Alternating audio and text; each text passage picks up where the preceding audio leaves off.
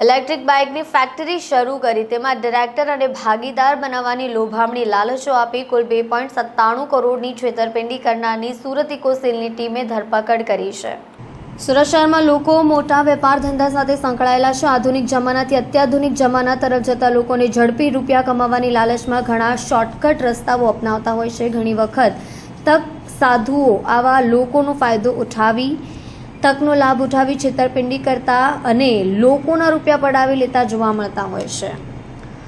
સુરત શહેરના પોલીસ કમિશનરે સંવેદનશીલ અભિગમ દાખવી સુરત શહેરમાં વેપાર કરતા વેપારીઓ શાંતિપૂર્વક કોઈપણ જાતના છેતરપિંડીના ભય વગર પોતાનો વેપાર કરી શકે તેવું વાતાવરણ પૂરું પાડવા માટે કમર કસી છે। ત્યારે શહેરમાં છેતરપિંડી અને ઠગાઈના ભોગ બનેલા વેપારીઓની ફરિયાદ પર પૂરતું ધ્યાન આપી આવા આરોપીઓને પકડવા ચક્રો ગતિમાન કર્યા હતા। તે સમય દરમિયાન મળેલી બાતમીને આધારે ઇલેક્ટ્રિક બાઇકની કેટેગરી શરૂ કરી તેમાં ડિરેક્ટર તથા ભાગીદાર બનવાની લોભામણી લાલચ આપી કુલ 2.97 કરોડની છેતરપિંડી કરનારની સુરત ઇકોસેલની ટીમે ધરપકડ કરી છે।